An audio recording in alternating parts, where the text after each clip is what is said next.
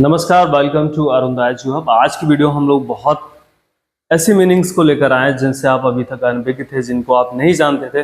तो सम unknown meanings को लेकर आए हैं। उनके हिंदी मीनिंग्स है हमारे पास, उनके कुछ अनदर फॉर्म्स हैं, या फिर हम कहें उनको किसी और शब्द के साथ भी बोला जा सकता है। तो उन सारी चीज़ों को आज हम पढ़ने वाले हैं। तो चलिए शुरुआत करते हैं। सबसे पहला वर्ड हम पकड़ते हैं बच्चों, इंसेन। जब किसी को आप कहते हैं कि ही इज वेरी इंसेन, तो आप कहते हैं कि वो व्यक्ति जो है पागल है, क्रेजी है या फिर मैड है। जब आप किसी को कहते हैं ना, जैसे आप कहते हैं भाई व्यक्ति संकी है, तो संकी का मतलब क्या है कि वो इंसेन है, ठीक है। या फिर कोई किसी अन्य चीज के लिए भी पागल है, तो वहां भी उस शब्द के लिए आप इंसेन का प्रयोग करेंगे।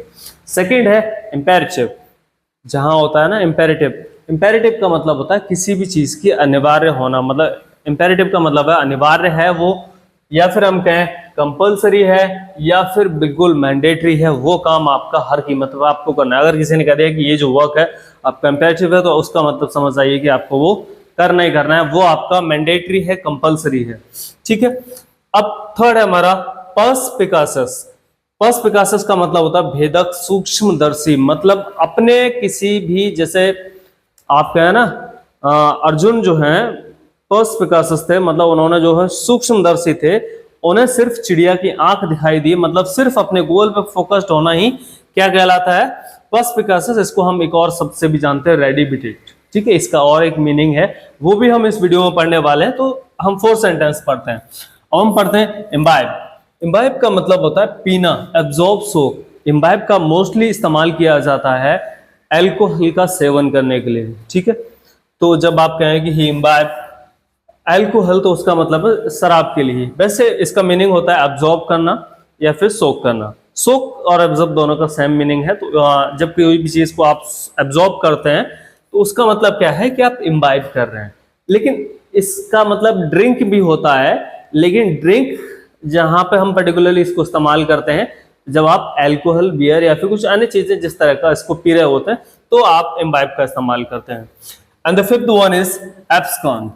एब्सकॉन का मतलब होता है फरार होना, भगौड़ा होना, या फिर हम इसको इलॉप भी बोलते हैं, ठीक है बच्चों।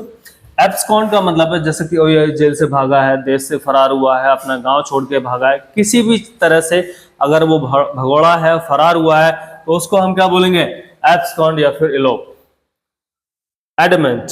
एडमेंट का मतलब होता है अडिग, रिगोरस। मतलब बिल्कुल अपनी बात से टस से मस ना होना। अगर उसने कह दिया मुझे ये कार्य करना है, तो कोई भी हालात हो, वो अगर अडिग है तो उसको हम बोलेंगे कि वो जो है एडमेंट है, रिगोरस है, ठीक है। And the seventh one is effluent. Effluent का मतलब होता है धनी, वेल्दी या फिर ब्लेस्ड।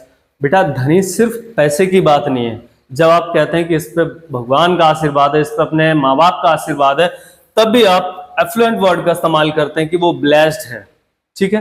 जैसे कहते हैं ना कि ये बच्चा जो है जन्म जाति चमत्कारी है, फिर इसको जो है लक इसके जन्म से ही आया है, तो उसको भी हम ब्लेस्ड बोलते हैं, या फिर हम उसको एफ्लुएंट भी बोल सकते हैं। और किसी के पास बहुत ज्यादा पैसा, वेल्दी है, तो उसको भी हम एफ्लुएंट वर्ड का इस्तेमाल करते हैं। And last one is acumen. Acumen का मतलब होता है कुशाग्र बुद्धि या फिर सगासिस, ठीक है। सगासिस का मतलब है बच्चों कि कुशाग्र बुद्धि, बहुत तेज बुद्धि होना।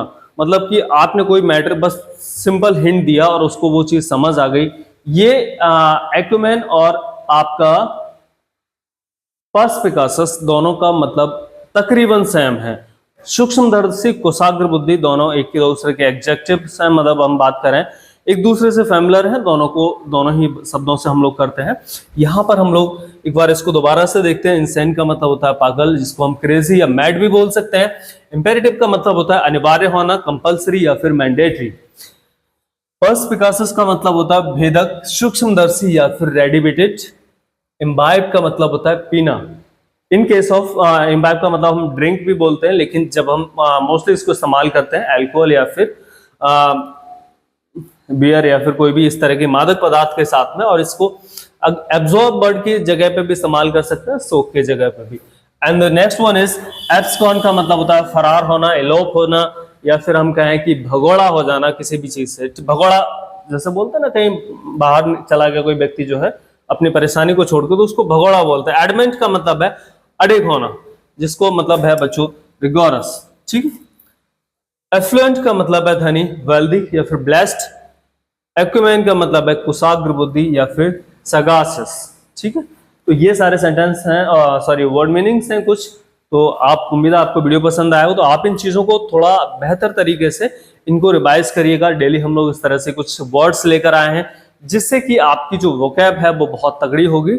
और उम्मीद है कि आप अगर अपनी वोकैब को और बेहतर करना चाहते हैं तो आप एक तो हमारी वीडियोस देखिएगा और उसके साथ साथ आप बुक रीडिंग कीजिएगा। बुक रीडिंग आपकी वोकैब को बढ़ाती है। अन्यथा आप अगर सोचते हैं कि आज 5 मीनिंग्स याद करें, कल 5 मीनिंग याद करें, आई एम श्योर कि आप कभी नहीं कर सकते। आप महीने का 150 नहीं कर सकते, लेकिन अगर आप उन चीजों को किसी भी वाक्य से जोड़ के देखते हैं तो आपके लिए बहुत क्वाइट इजी है। Thank you very much, have a good day.